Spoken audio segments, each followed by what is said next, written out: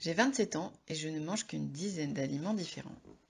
On me dit que c'est dans ma tête, que je n'ai qu'à faire un effort ou consulter un psychologue. L'orthophonie peut-elle m'aider? Enfant, Myriam n'a jamais aimé manger et elle se souvient avoir passé des heures à table face à une assiette froide que ses parents lui demandaient de terminer. Adulte, elle souffre de conséquences de ces troubles alimentaires qui nuisent à sa vie sociale, professionnelle et affective. Après avoir vu des reportages et lu des témoignages, elle s'interroge sur l'intérêt d'un bilan et éventuellement d'un suivi orthophonique. Quand Myriam raconte son enfance. Après avoir vu une émission télévisée sur les troubles alimentaires sensoriels, Myriam a fait des recherches sur Internet et découvert qu'elle n'était pas la seule adulte à éprouver des difficultés à se nourrir. Plusieurs personnes ayant évoqué l'intérêt d'un bilan orthophonique, elle a osé appeler un orthophoniste. Ce n'était pas facile pour elle et elle a expliqué pourquoi lors du bilan. Aussi loin que je me souvienne, je n'ai jamais aimé manger. Je viens d'une famille aimante où on prenait le temps de faire des repas sains. Pourtant, dès qu'approchait l'heure des repas, je cherchais par tous les moyens à me cacher ou à éviter de venir à table. Je savais que l'heure du repas approchait tout particulièrement quand je sentais les odeurs de cuisine et c'était déjà tellement insupportable pour moi. Mes parents racontent que j'ai toujours été en bonne santé. J'ai été allaitée 3 mois, puis j'ai pris normalement mes biberons. C'est lors du passage au morceau que les difficultés ont commencé. Je repoussais la cuillère, je tournais la tête. J'avais de terribles hauts le cœur qui me conduisaient à rejeter la moindre purée présentant un petit grain. En grandissant, je ne voulais prendre que de la soupe, des purées. Puis j'ai mangé un peu de pâtes et de la pizza, de la compote de pommes aussi. Mes parents ont tout essayé. La contrainte, le chantage, l'ignorance, le jeu, la télé, la douceur et la patience. En vain. Je n'ai pas eu de soucis de santé, heureusement. En revanche, qu'est-ce que nous n'avions pas entendu, eux et moi? C'est de votre faute, vous êtes trop dur, vous êtes trop coulant, c'est une enfant roi, ce sont des caprices, elle simule, vous avez passé trop de choses, vous devriez voir un psychologue, elle n'est pas normale. Chez mes grands-parents, je ne voulais plus y aller, parce qu'ils m'obligeaient à rester devant mon assiette pendant des heures. Et aujourd'hui, quel est le quotidien de Myriam? Aujourd'hui, Myriam mange toujours aussi peu diversifié, les mêmes aliments que dans son enfance, mais très simplifiés. Les pâtes sans accompagnement, parfois avec un peu de jambon, dont elle passe un temps infini à retirer la moindre trace de gras et qu'elle essuie avant. La pizza et la soupe sont toujours les mêmes. Elle n'arrive pas à changer de marque.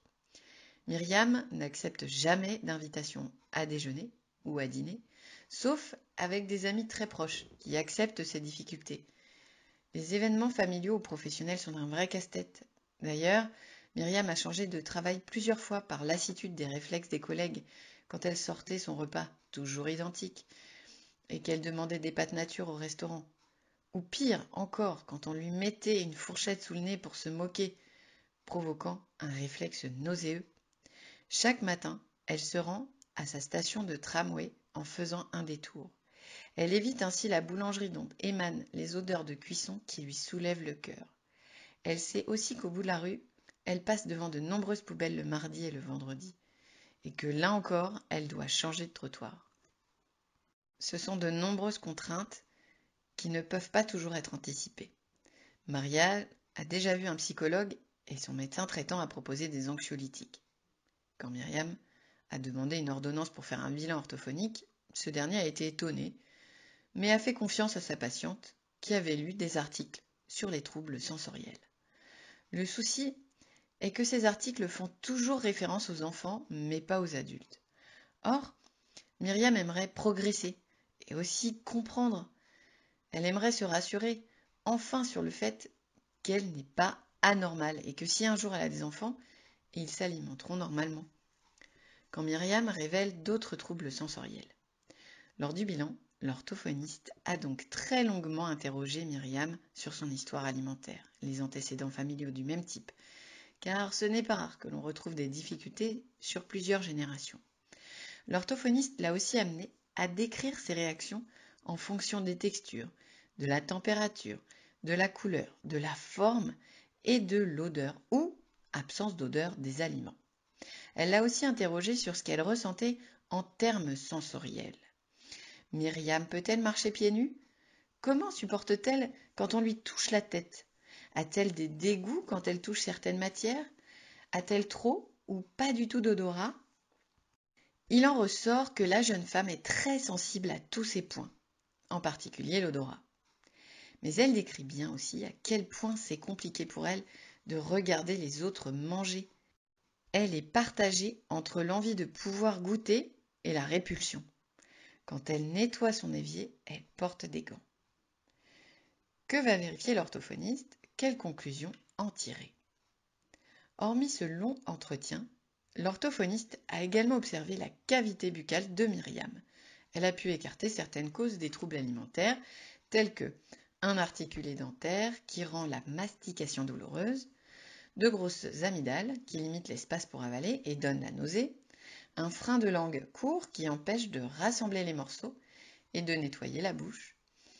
Les échanges de l'orthophoniste n'ont enfin pas permis de mettre en évidence de problèmes de santé qui auraient pu entraîner un blocage. Par exemple, une hospitalisation, une longue convalescence après une gastro-entérite ou une angine avec des vomissements et des douleurs, ou bien un épisode de fausse route.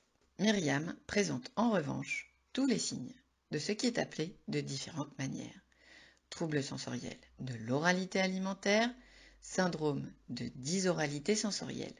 Ce n'est pas le plus important.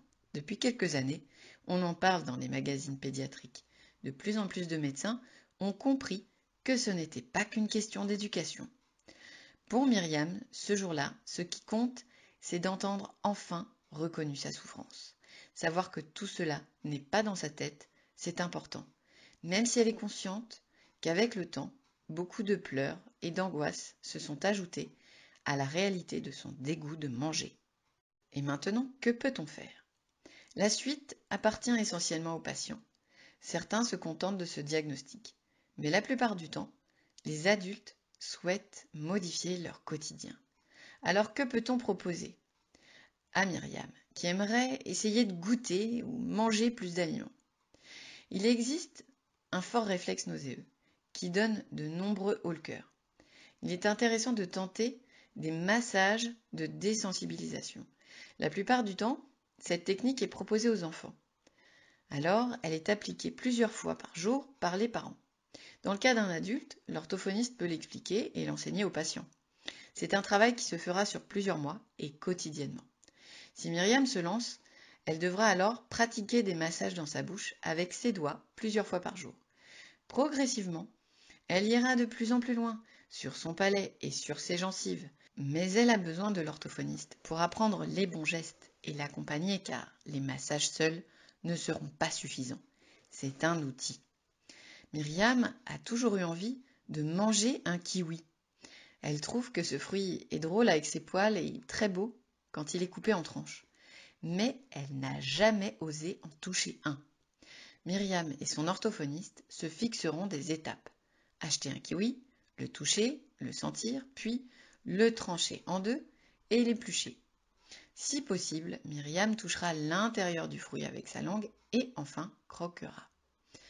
Ce qui l'inquiète un peu, ce sont les petits grains noirs qu'elle craint de sentir dans sa bouche. Progressivement, la patiente se lancera de nouveaux défis. L'orthophoniste a fait son diagnostic au regard des échanges et des observations de son patient. Dans le cas de Myriam, elle a pu mettre en évidence un trouble sensoriel et écarter les causes anatomiques. Les troubles alimentaires chez l'enfant sont fréquents. Ils sont plus rares chez l'adulte qui compense ses angoisses avec le temps. Ils sont aussi encore plus incompris. Leurs angoisses étant considérées comme irrationnelles par les autres adultes, les patients souffrent beaucoup dans leur vie sociale. Suite à son bilan, Myriam pourra s'engager dans un long travail sensoriel avec son orthophoniste. Il ne portera pas forcément que sur les aliments. Sable, légumes secs, herbes. Dans des situations les plus sévères, l'objectif n'est pas nécessairement une normalisation de l'alimentation, mais plutôt une diversification et une diminution des angoisses liées au repas.